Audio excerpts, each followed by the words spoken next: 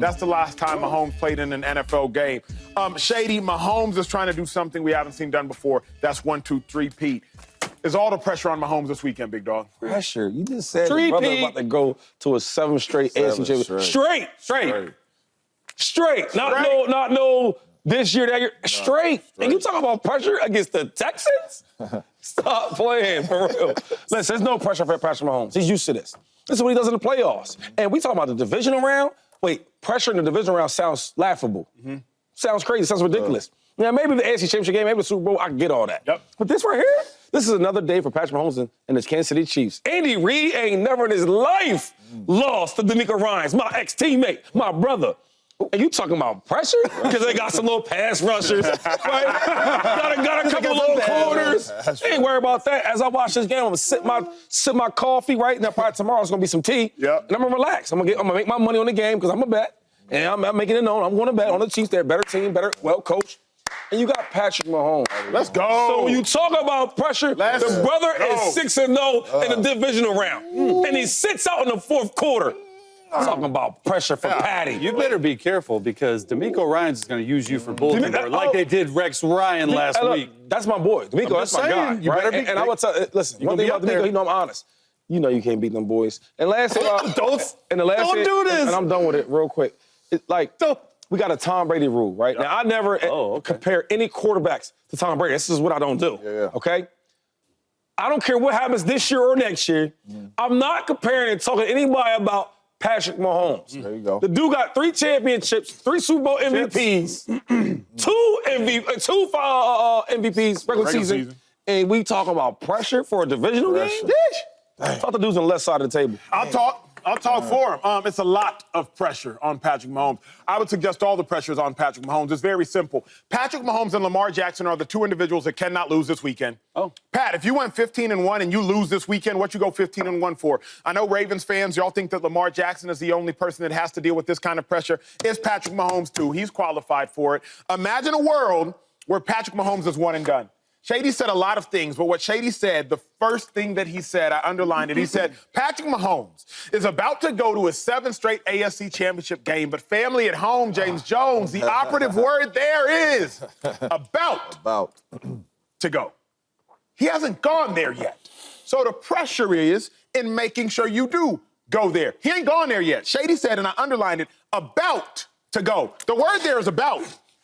The only time that I can recall getting pancaked in football, I will tell on myself, viewers at home, it's early in the morning. I'm going to tell the story one time, and one time only. You got some crazy stories. I was a junior at Texas. We were doing Oklahoma drill, Chase. Oklahoma drill, as y'all know, is linebacker. You're taking on offensive lineman. The running back, LeSean McCoy, he is behind the offensive lineman. Linebacker, you take on offensive lineman. You hit him, you shed, you make the tackle. You hit him, you shed, you make the tackle. Here was the dilemma. Here was the dilemma. I forgot to do the first part. I forgot to hit him and shed. So I'm looking, trying to make the tackle, and as I'm trying to make the tackle, the offensive lineman is trying to block me. Boom, caked. Pancake. My defensive coordinator, Will Muschamp, he said something to me I'll never forget. I'll tell it to Chiefs fans now. He said, defeat the man with the knife first. The man with the knife is the offensive lineman. You worried about tackling Shady. Beat the lineman, then go tackle Shady. Chiefs, you worried about an AFC championship game, about to go. Defeat the Texans first, defeat the man with the knife. It's all pressure on Pat, because the Texans got the knife. Don't worry about nobody else. That's a great story about you getting pancake on national TV. Don't get cake. I appreciate that. Get cake. But are we forgetting who we're talking? Shady's not forgetting who we're talking about. Shady never forget. We're talking about Patrick Mahomes. Let's just show you what Patrick Mahomes is in the divisional round. Shady said he's 6-0. Yes, he's 6-0. But look at the completion percentage, 70%. Pass touchdowns and interceptions in the divisional round, 13 touchdowns, no giveaways, passer rating of 115. And if you look at the column on the right, I think you see all ones. This is in the history of the National Football League, Acho. This isn't just in the NFL right now. This is the history of the game. Pat in divisional rounds. He's 6-0. The dude does not lose in the divisional round. He's never done it. In fact, Mahomes has won multiple playoff games in 5 straight seasons. Multiple, not just one. It's the longest streak since 1950. 6 AFC championship games, about to be a 7th. 4 Super Bowls. I think we're forgetting just how great this guy is. So I want to make sure and enlighten you guys. The Chiefs as a team, okay, forget about Mahomes. They have 105 wins since 2018, including the playoffs. It's the most in a 7-season span of all time. History. History. Okay? Only Tom Brady is the only player with 100-plus wins in the 7-season span. I mean, I could just give you so many stats right here, but when it's divisional round weekend, the greatest weekend in all of sports, Patrick Mahomes does not lose. So there is zero pressure on my guy. That's a good point. Acho, if Patrick Mahomes loses this game, you going to change the way you look at him? No, of course not. Of course not. Of course not. And look at me. Right, next year we're going to be like, Kansas City Chiefs probably got a chance to go back again, right? If Lamar loses, it's going to change the way you look at him? Yeah. Josh loses, probably going to change the way you look at him? Come on, man. This man been in the Super Bowl after Super Bowl, 7 straight AFC championship games, MVPs of the league, MVPs of the Super Bowl. Come on, man. Come on, man. Pressure? No. Zero pressure on Patrick Mahomes. Really zero pressure on the Kansas City Chiefs. They have accomplished so much since Patrick Mahomes has took over as a starter. Told you the wins, talked about the Super Bowls, talked about going for a 3-peat. I think if it's any team that can have a fall in the game, it's the Kansas City Chiefs. You know what I'm saying? I don't really think it's no pressure on them at all, really, this whole run. All the pressure's on Josh, all the pressure's on Lamar. Patrick Mahomes has done this over and over and over and over and over. Is that 6? Oh, I gotta say it. And over again. So it ain't no pressure when you have done it that many times. And he's still young. You're gonna have the ability to go back again and again and again and again, and nobody is gonna doubt Patrick Mahomes. So I don't see any pressure on Patrick Mahomes and the Kansas City Chiefs in this game at all. And another thing is, to be honest, man, from playing with Pat in 2019, he don't even feel pressure. I remember we was playing the Niners in the Super Bowl, and we were like, the offense weren't playing as well, and the defense was playing good for the Niners. And that's when Bosa was like playing lights out. And I remember we came in the huddle on the sideline, right, talking about the plays, whatever. And Andy said, hey, chill, relax. And Pat said, I got you. Ever since then, we used to start rolling. Like, he is so in control of what's going on. Even when he's too high, he's going to come down. Pat, okay, Tom Brady, right? Because I don't like to pair dudes to Tom, but Pat is the closest. He's still young and he's chasing him. And I think about it, Tom Brady has been one and done 4 times. And I know we don't look nothing different about Tom Brady. Nothing. So if he does lose this game, what? Nothing. Not changing. Because he can go back again? Agreed. Not changing the opinion, of course. I agree with y'all wholeheartedly on that. What I'm saying is, everything y'all have said about Pat leads me to believe there is pressure. There is pressure because of expectation. Chase said 118 wins since 2018. 105 wins since 2018. Like, because of how good the Kansas City Chiefs are, the expectation is that you would win this game. If the expectation is for you to win this game, the pressure to me comes from, you're supposed to, if the Texans lose, duh, y'all were 8.5-point dogs. Y'all were supposed to get blown out in theory. But if the Chiefs lose, y'all went 15-1. Pat did. I think they went 15-2 as a team. Y'all went 15-1. Y'all did all that. Yeah. To lose? James, I'll address you momentarily because you have unique experience. I believe your team went 15-1 after winning the Super Bowl, so you literally can personalize it and you can speak from experience if there was pressure or not. But, Chase, I know you had a word to get in. Yeah, it's just like when you talk about Mahomes, this isn't like a Josh Allen Buffalo Bills situation where Josh Allen clearly is the best player on the team, and he's really doing it by himself. This is Mahomes where their defense has been great this year. Their offense has been great since week 11, right? So when you look at their team as a whole, it's not just an offense. It's defense, special teams, it's coaching, it's everything. So we're talking about Patrick Mahomes because he's the quarterback, but Mahomes understands how to win ball games, and every game is different. So if he needs to throw for 100 yards and they run for 200, that's fine. If he has to take the ball game over in his hands and his legs, he can do that too. That's what makes him so scary. Lastly, James, 15-1 y'all went in 2011 after you won the Super Bowl the year before. So you quite literally have been Patrick Mahomes' seat You've been the DeAndre Hopkins, if you will, on the team. Did Aaron Rodgers, did Mike McCarthy, did your team feel no pressure going 15-1 facing the New York Giants? It must have been in the divisional round. No, we felt no pressure. We thought we was going to beat the brakes off them boys. It didn't go the way that we wanted it to go. But it was no pressure going into the game. We walked into the game knowing that we was the better team all year and walking into the playoffs.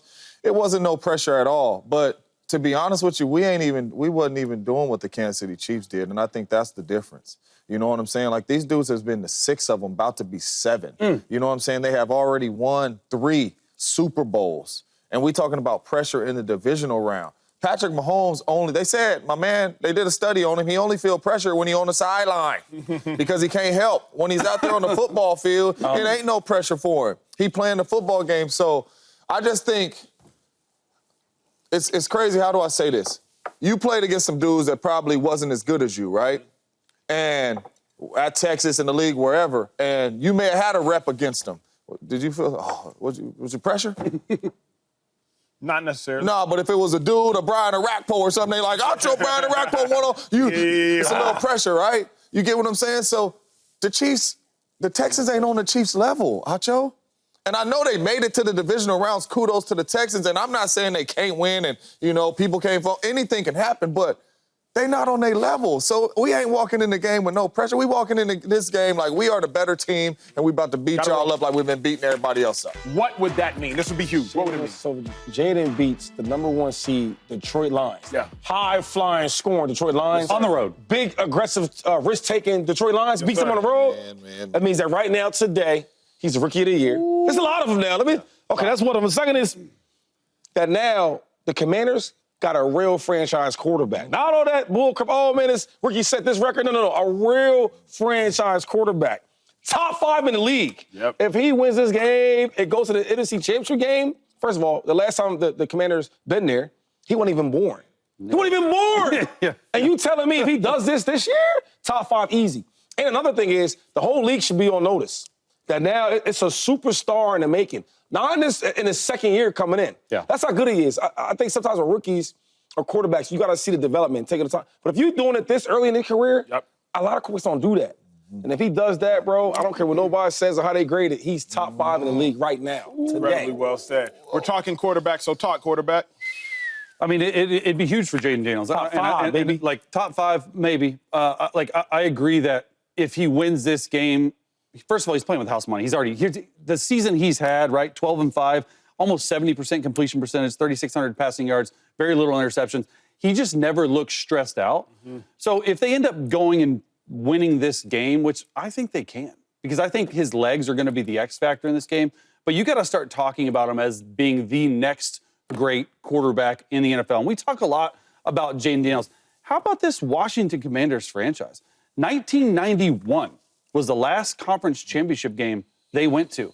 This used to be the laughing stock. This franchise used to be the laughing stock of the league because they could never win. They could never get there. Bad ownership. They switched owners. So when you look at the course of the Commanders franchise as a whole, you take Jayden Daniels and you take Dan Quinn, and we sort of talked about it last year with C.J. Stroud and D'Amico Ryans, how one person, maybe 2 people can change the entire course of your franchise. All it took was drafting #2 overall and getting Jayden Daniels, who I think probably should have went 1 overall based on what we're seeing this year.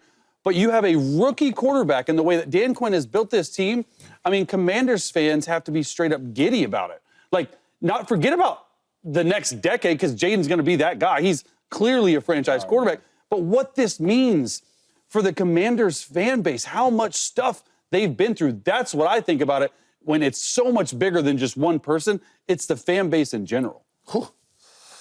Man, it's going to mean everything under the sun, whatever you could think of. All the stuff Shady said, all the stuff, whatever you want to think of. The Super Bowl window is, Yes. I don't know how big Fox is, it's wide open. Fox. Right? Jayden Daniels, if they win this game, it's going to have to be because of him. Jayden Daniels, all the games they won this year, because of him. Really, and how he played and how he finished football games and won football games with his legs, with his arm. If Jayden Daniels goes out here to Ford Field in Detroit and wins this football game, and they're only going to win because he is going to have to play at a high level, you have to put him in the top 5 conversation as a quarterback. When you look at Jayden Daniels' roster, because we talk a lot about what Josh is working with, we don't even talk about what Jayden Daniels is working with. You got Scary Terry, and then help me who else that you running over there on that offensive roster to get? Brown, Ertz, Eckler. Yeah. Who are you running over there to get, with all due respect? You understand what I'm saying? So this dude is winning games really with not a lot of talent on the offensive side of the ball instead of Scary Terry. And then even defense, if you got Bobby Wagner, who's up there in age, you traded for Lattimore, but the defense really ain't got superstar players there neither. They haven't been great either. You understand what I'm saying? So they are in this position strictly because how the young quarterback has played. And you finna tell me he finna go into Detroit where they score 8,000 points a game and beat these dudes and go to the NFC Championship where they ain't been since 1991? The Super Bowl window is wide open. MVP of the league is in his future. Face of the league is in his future. Yes. Everything under the sun is in this kid's future if he wins this football game. And I'm being serious. If he wins this game, that really means the Eagles are going to the Super Bowl. Come on, man. Acho, what you think? That is an interesting take, tangentially. If Jayden Daniels wins this game, he is officially one of the 4 to 5 game changers in football. That's really what it is for me. It's no more, no less. He's one of the 4 to 5 game changers in football. Obviously, Pat, obviously, Lamar, obviously, Josh. You can now argue about Joe Burrow and Matthew Stafford. Joe Burrow hasn't been to the playoffs 2 years in a row, so if you want to say he's no longer changing games, I get that. Joe Burrow and Jayden Daniels stepped on the field at the same time. Jayden Daniels outplayed him and won that football game. He is one of the 4 to 5 game changers in football. Drop him anywhere at any time on any roster and you have any chance. I look at it simply, and I'm doing this off the top of my head. Andy, I doubt you can correct me in real time. But how many quarterbacks would have led their team in rushing and obviously passing en route to a championship game? Jayden Daniels would probably be one of 2 or maybe one of 3. Is it quite literally the stat? Jayden Daniels. I mean, rookie quarterbacks make the playoff as their team leading rusher in the regular season. You know, Jayden Daniels. That's it. So I'm just, there you go. If Jayden Daniels were to do this, of all the game changers in football, and I would suggest there are at most 5 of them, he is now officially, as a rookie, one of the 5. That's good. I like game changer. Like the top 5 quarterback situation, you can talk about Burrow and Stafford and stuff like that, but there haven't been many people like Jayden Daniels step foot on a football field that we've seen have success this early. Because even Lamar, like I'm not trying to compare those two, right? Because Jaden's going to forge his own path. Lamar didn't even really play as a rookie. Like 2018, he didn't really, Flacco was on the team.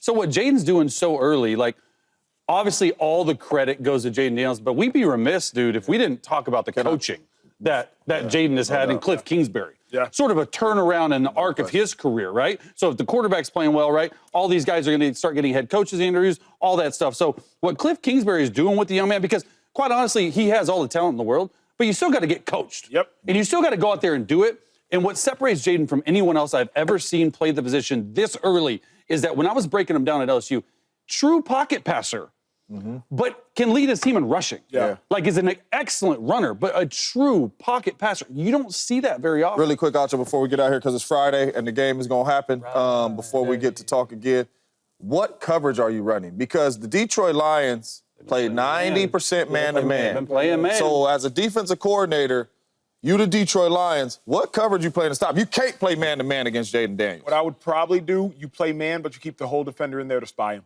I don't think anybody outside of Scary Terry needs help. And truth be told, Scary Terry, I'd be like, okay, make him beat you consistently. Obviously, he can. But I'm not doubling on Ertz. I'm not doubling on McCaffrey. I'm not doubling on the number 2. A Scary Terry's the one. But your backs are turned, though. And that's the linebacker. Keep the linebacker. One running, the linebacker that's the whole player, spy player. So you're trusting that linebacker with how slippery, pause, and quick and elusive Jayden Daniels is one-on-one? Pass rush integrity with your legs. So you make you change it up, though. I think you take out that backer and you put a safety in there. If you can't go out. I would not be surprised if Aaron Glenn deploys exactly what they did against Minnesota with Justin Jefferson, a safety over top of him like Scary Terry, and they straight up press their guys, play man. Yeah, but I'm telling you, it's pass rush lane. Don't let him out of the pocket. That's right. You talk about pass rush lanes. Don't let him out of the pocket. That sounds easy. You should have seen how they all looked at you. Okay. Playing with Josh, right? When he was younger, he was running around, and then playing with Vic. Like, that sounds cool and all that. Stay in your lane. Be disciplined. That's bullcrap. Because you're going to need somebody athletic. Yeah. Because he's going to go left, he's going to move, then he's going to go right. And then now what? The other dilemma is Hunter's Hunt. That's what they do. Yeah. We call Trent Cole a hunter. Pass rushers, they're hunters. So Chase is right.